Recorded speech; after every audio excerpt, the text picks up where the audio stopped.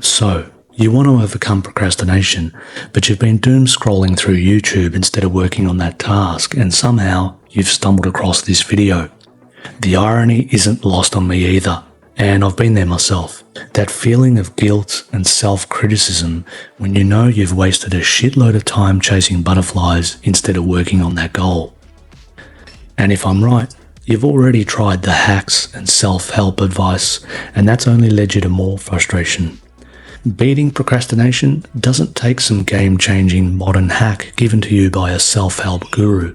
It takes a logical look at the wisdom and philosophy of our ancestors and figuring out how to make it work in today's world. So let's attempt to do exactly that in this video.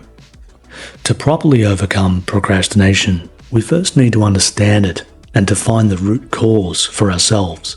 We need to know what makes it tick. There will obviously be different underlying reasons leading to procrastination for all of us, but let's address the key reasons. 1. Anxiety and fear. You're concerned about getting it wrong and the criticism that comes with that. 2. Feeling overwhelmed. You have too many things to do and it's unclear where to start. 3. Perfectionism. You want things to be perfect and that stops your progress. You could argue pure laziness comes into this as well, but oftentimes laziness comes from a lack of enthusiasm, a symptom of these deeper issues. Whether it's anxiety about criticism, feeling paralyzed by overwhelming choices, or perfectionism's relentless demand for flawlessness, procrastination often stems from one giant root cause, and that is the fear of failure. Procrastination and its underlying cause, the fear of failure, has been explored by many philosophical traditions, each offering us unique insights on how to overcome it.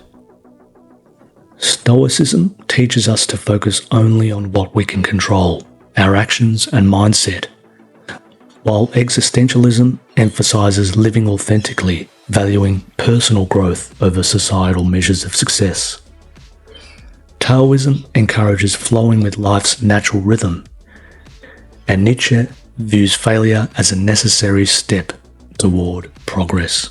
Kierkegaard suggests taking a leap of faith, acting despite uncertainty, and Buddhism advises detachment from outcomes, finding peace in the present moment. The common thread, philosophy's cure, if you will, is to embrace failure. Look at failure as a required step towards success. Reframe it as growth and back yourself without looking for external validation. Reading and absorbing philosophical insights is one thing, but putting them into practice requires a plan. Take this YouTube channel for example.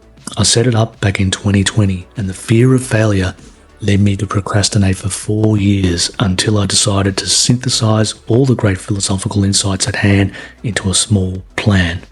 1. Reframe failure as a source of valuable learning and progress. You are going to fail. This is a guarantee.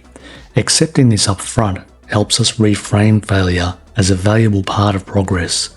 Embrace it. See it as your best teacher. 2. Take a stoic approach to feedback, both good and bad. You are going to get critical feedback. This is also a guarantee. So instead of falling into a heap when criticized, or floating in the clouds when receiving praise, try and extract only the value from feedback and discard the emotional side. 3.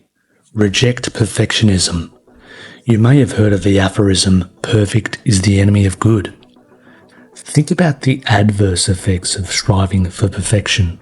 Chances are your end result won't be perfect. Instead, it's a delayed, compromised version, that is, of course, if you haven't scrapped the idea entirely after losing energy and enthusiasm. Now that we've switched our mindset, reframed failure into a catalyst for progress, and put the fear of failure back in its place, we're freed up to forge ahead, and the only thing left to do is decide what order things need to be done in. For that, I like to use the mental model called the Eisenhower Matrix. It's a simple grid that helps you pick which task to work on next according to their urgency and importance. I won't go into depth on it here, but if you're interested, I've put more info under the video description. I'm going to level with you. In today's world, it's really easy to get sucked into the rabbit hole of the modern self-help hacks out there. I've been there too. Probably bumped into you down there. There is nothing new under the sun. These so-called hacks are simply an offshoot of the original ideas from some of the world's greatest ever philosophers and thinkers. So in my view, we're better served by seeking out, discussing and applying the original wisdom, and that's what I've tried to do here.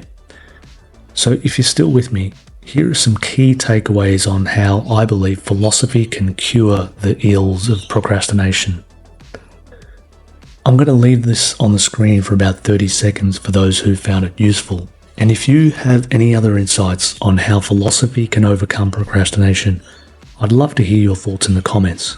Cheers.